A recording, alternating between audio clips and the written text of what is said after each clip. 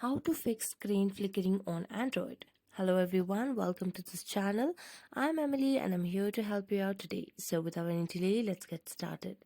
The first thing first, make sure that you tap on your power button and select reboot.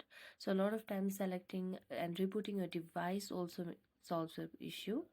If this does not work, what you can do is you can go and enable the dark mode on your phone.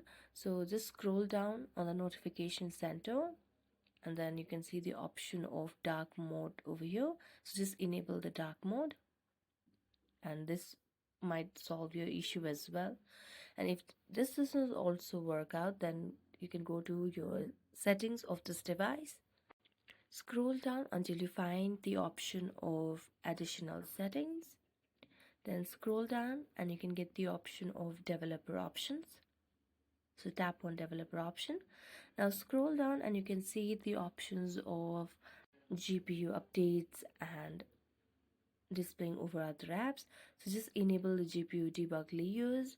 Also you need to enable the option of allowing screen overlays on settings. So just select on this option over here as well. And this might solve the issue.